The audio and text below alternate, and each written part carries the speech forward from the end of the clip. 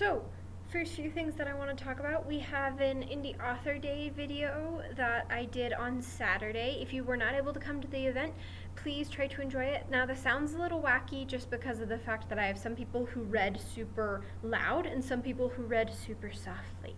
And so as a result, the volume's kind of a little wacky on that. But I would love it if you could go and listen to the Indie Author Day video.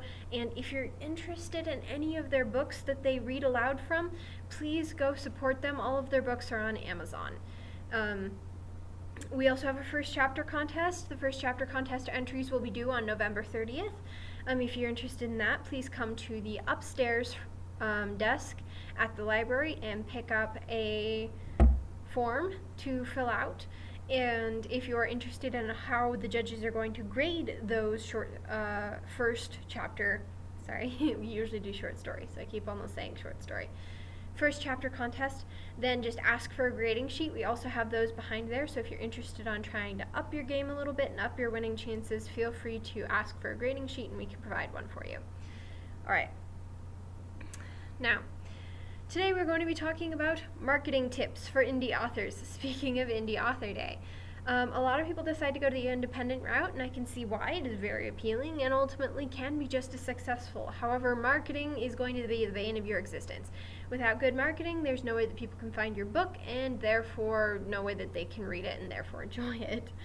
That being said, I wanted to talk about the top marketing tips that I found via research. And I tried to diligently research what are the best things that you can do to help improve your marketing. Not all of these are necessarily perfect methods, but I would say if you use as many of these as you can, it's going to really help you. Alright, the first one is identify the market you're aiming for, do the research on that market, then look at what your market might actually look like. For example, I had a lady who has an independently published series of novels that are all set in the 1920s and they're murder mysteries. Now, she wants to aim it more towards people in their 30s to 40s. However, her market ended up being more like people in their 60s to 70s because they liked the 1920s vibe more than people in their 30s and 40s. So as a result of that, her market, what she was aiming for, was entirely different than what she got. So I would say be careful with that. Make sure that the market you're aiming for, you do your best to aim for it, but ultimately, if you're seeing a trend in a different direction, don't be afraid to hop on that trend. Ultimately, your readers are going to unfortunately dictate where you are in the market. You can do everything you can to market towards a specific genre or market towards a specific following of readers, but ultimately them following you is what's going to change things up. Alright, the next thing that we're going to want to look at is genre trends. So this is going to help discover what you want for your blurb, your back cover, your front cover design. It's also going to help you know which authors to contact when you're looking at getting reviews. These are all things we're going to talk about later. But make sure you look at those genre trends and see kind of what are people looking for in your genre. What are they looking for in a cover, in a blurb, like I said, all those kinds of things. What are they looking for in a first chapter? What are they looking for on Amazon that makes them pop this thing up? These are all things you're going to want to consider. Next thing you're going to want to consider is looking at reader trends. Now, as I said before, you're going to want to make sure you keep track of those reader trends. You're also going to want to make sure you keep track of the age, the gender, things like that, because that is going to help you better market your stuff the more you figure out where your genre is leaning, where your book is headed towards. Also look at trends for other books. Best-selling authors, generally you can tell what the trend is, so if you want to, you can look at, hey, is X book sold, bought primarily by, housewives in their 30s to 40s, or is it primarily bought by teenage boys? That's going to help tell you about where your novel might fit and what you're going to be looking for. Now, the next thing that we're going to discuss, once you've figured out what your aim is towards your readers and your marketing tactics, that's going to help you decide what your cover is going to look like. Yes, you want to ultimately love your cover. However, you're also going to want to make sure it hits the trends that you're currently trying to market towards. So, for example, if you want to create a cover to fit this ideal audience, I would say find what your ideal audience is and then look at what covers are selling in those same ideal audiences. So, for example, if your book is a lot like The Hunger Games, or if it's a lot like Divergent, or different things like that, if you're getting that kind of vibe, maybe look at all those covers, see what sells there. Then I would also say look at other things to see what's the current trend. Because the main problem with comparing yourself to prior books is that those books are old. They're now outdated. They're now outside of the trend. So you're going to want to look at the modern books that are hitting that same trend, whether it be fantasy, dystopian, etc. Next thing you're going to want to do when creating your cover is make sure that you hire some sort of artist, unless you are a professional artist, in which case congratulations to you, but that rarely happens. Most of the time you're either a writer or an artist. Very rarely do I see both. That being said, there's more information on talking about how to make your cover the most ideal that you can possibly do in my other video. If you just want to hop over to that, talking about book cover creation for independently published authors, please take a look at that. The next thing that you're going to want to do with your marketing steps is create a website. Make sure that it's compelling, make sure that it pops, make sure that it's interesting, make sure that it's intriguing, make sure that you are kind of following all those steps to lure in readers the best you possibly can. You also might want to include in your nice little website there an emailing list. With an emailing list, this is going to help people know when your new books are coming out. People can't be paying attention all the time to social media, so the best thing you can do is create an emailing list, because then you can pop it into their inbox and then they see, oh right, their book's coming out soon, or oh hey, it did just come out soon. So even if you post on social media, they might miss it, whereas seeing an email in their inbox that says, ta-da, my book's out, that's going to trigger their brain to go, oh that's right, I wanted to buy that.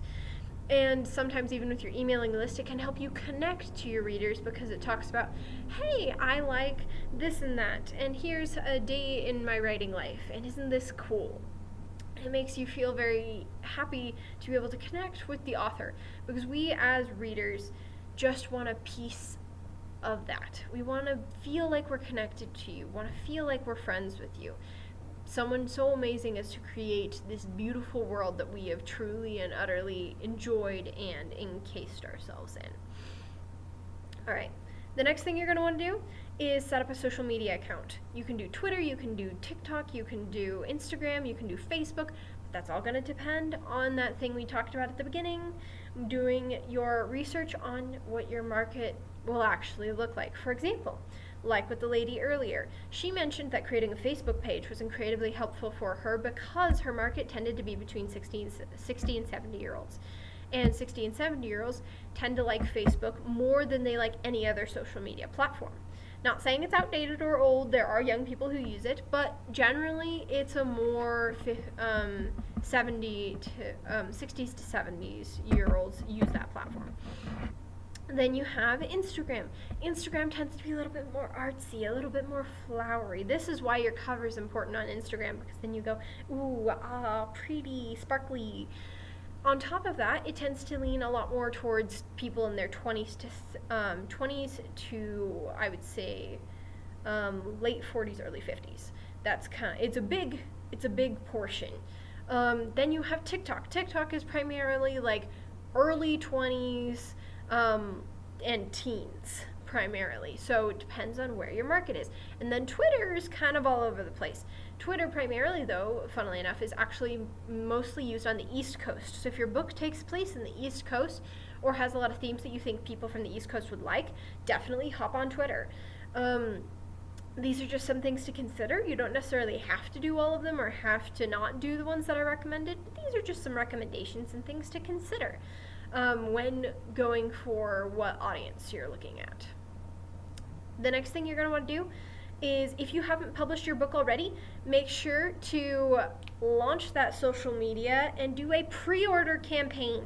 These are incredibly successful. I've seen so many pre-order campaigns where people are like, please pre-order my novel, please pre-order my novel, please pre-order my novel. Here's what my novel's about. Here's some characters. Here's some this. Here's some that. And you get them interested in the novel so they want to pre-order it, which means that when Amazon finally gets it published, your place in line as to where you're sitting when people Google things is going to go up, because you're going to have pre-orders instead of just having the regular orders. It's going to intensify that marketing strategy on Amazon. Highly recommend doing a pre-order campaign. Next thing you're going to want to do is network with other authors and try to get them to review your book so you can put those reviews somewhere. I would probably say on the internal flap, because generally the book blurb goes on the back. And then if you want any book reviews, I would say put them on the bottom of your cover or on the inside flap at the bottom. Generally, people don't like seeing just reviews. That actually bothers readers. I've seen so many people mention that it bothers them when it's just review, review, review. Reviews are great. Yes, absolutely. But what you'd rather have is reviews like they make a video on Instagram of, oh my gosh, I love this book, or a review on Facebook that says, oh my gosh, I love this book, instead of doing a physical written review on your book. However, if you do that, just make sure that you have it in a place that is not going to bug your readers. It's going to be tucked out, so that way if they're looking for it, excuse me, swallowed it all. If they're looking for it, they can find it, but if they aren't looking for it, it won't bother them and be in their way either. And talking to other indie authors that are well-selling can definitely help, because I'll be honest, don't even try talking to Instagram, what's it called? Big fancy ones where they have like 1 million people. Yeah, don't even try. Influencers, there we go. Instagram influencers, TikTok influencers. I've done everything in my power to try and talk to them and message them and get their attention, and I've even looked up articles about how to contact influencers and done every single step. They're almost impossible to get a hold of. Don't really rely on that. I would say talk to other indie authors, because indie authors are more likely to go, heck yeah, I'll help support you, because they know how much that means in the community, whereas influencers don't really get it. It's not their place. Now, if you happen to have an influencer promote your book, congratulations, that's amazing.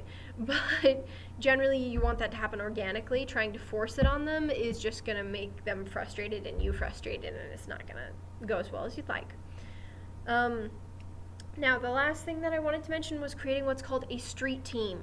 Now, with a street team, this is a group of people who have read your book. They provide early feedback on your book. These are not beta readers. These are people who, once the book is published, they read your book. They immediately review it on Amazon, so that way people have reviews to look at.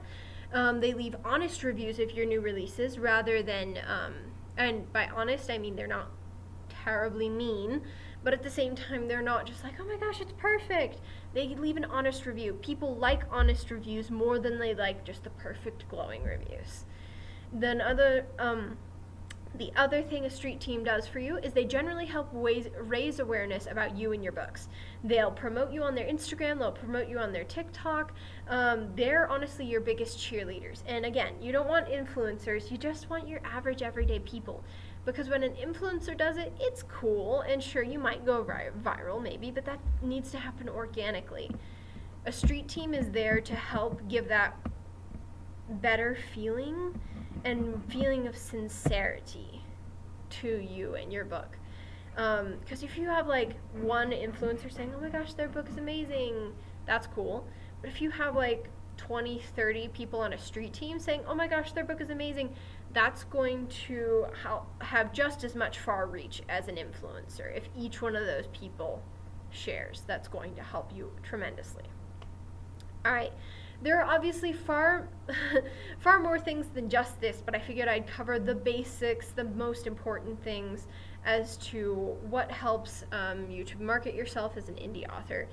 If you have any questions, please comment down below. If you really liked the video, give it a thumbs up and subscribe. Thank you so much for watching. I'll see ya.